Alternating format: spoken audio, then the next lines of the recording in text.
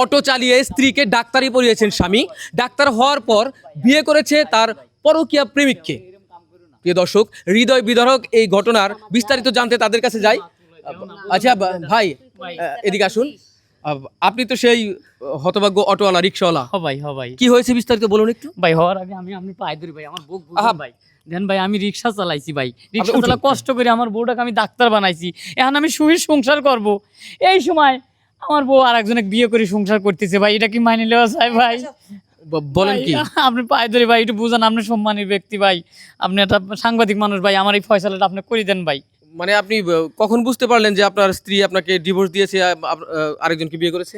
হয়েছে কি ভাই, আমি মনে করেন যে ও ডাক্তার হয়েছে হওয়ার পরেই যেদিন হয়েছে রেজাল্টও আইছে, আমিও দেখছি যে আমার বউ ডাক্তার হয়েছে। আমি সবাই মিষ্টি টিষ্টি বিলিতেছি, খাওয়াচ্ছি যে সবাই মিষ্টি খাও, আমার বউ ডাক্তার হয়েছে। কারণ আমি একজন রিক্সা চালক, আমার বউ ডাক্তার।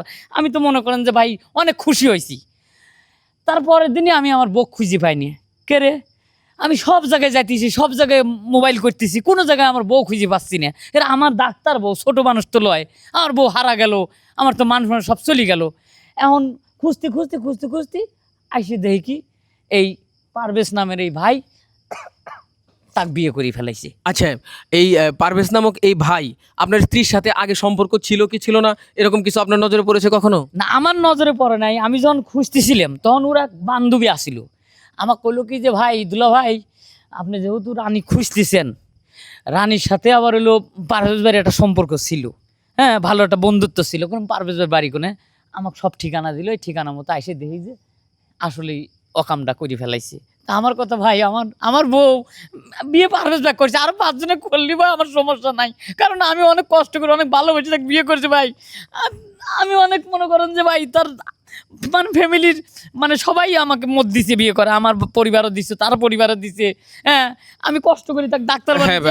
এখন কিসের জন্য আমার বউ আমাকে ছেড়ে চলে যাবে? আমরা বুঝতে পেরেছি অনেক ত্যাগ আর কষ্ট ওনার মনের মধ্যে, ওনার চোখের পানি ঝরতেছে। আচ্ছা, একটু একটু চুপ থাকুন। আপনি তো পারভেজ, জি ভাই।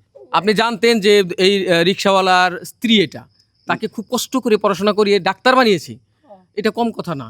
আপনি তার স্ত্রীকে কিভাবে বিয়ে করলেন, কেন বিয়ে করলেন একটু বলুন তো। আসলে ভাই আমি সব কিছুই জানতাম না যে ওর স্ত্রী বা ওর স্বামী। আমি জানতাম যে অবিবাহিত, আর ওর লেখাপড়ার খরচ যত কিছু ডাক্তার বানাতে সব টাকাটুকু বহন করতেছে তার বাবা। কিন্তু আমি আজকে জানতে পারলাম যে ওর আগে স্বামী ছিল। এখন যেহেতু ভাই আমি বিয়ে করছি, আমি একজন ডক্টর মানুষ, আমার একটা মান সম্মান আছে, আর আমি তারা বিয়ে করছি ভাই, আমি তারা ডিভোর্স দেবো না ভাই। এখন তারা আপনারা বুঝিয়ে বলুন, প্রয়োজন হলে সে তার লেভেলে একজনকে বিয়ে করুক ভাই, আমার পক্ষে তারা ছাড়া সম্ভব না। ভাই এইটা কি হয় ভাই? কৃতজ্ঞতাকে মৃত্যু ঘটিয়ে যিনি এই কাজটি করেছেন, আমরা তার কাছে একটু শুনি।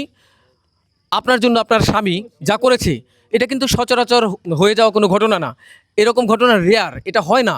তারপরে এতটা ত্যাগ করে, এতটা কষ্ট করে আপনাকে ডাক্তার বানিয়েছি, আপনি কি করে, কোন বিবেকে আপনি এই কাজটা করলেন? দেখেন, আমার বাবা মা গরিব, ওরাও গরিব। আমার সে খাতিরে বিয়ে হয়েছে, হওয়ার পর আমি পড়াশোনা করে আজকে আমি ডাক্তার হয়েছি। এখন আমার যে হাজব্যান্ড আছে সেও কিন্তু ডাক্তার, কিন্তু আমাদের দুজনের কিন্তু লেভেলে যায়।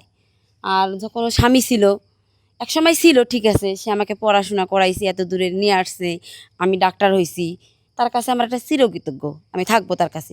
কিন্তু সেই হিসেবে যে তার বিনিময়ে তার সেরকম ছেলের সাথে আমাকে সংসার করতে হবে, তার সাথে কি আমার যায় আপনি বলেন?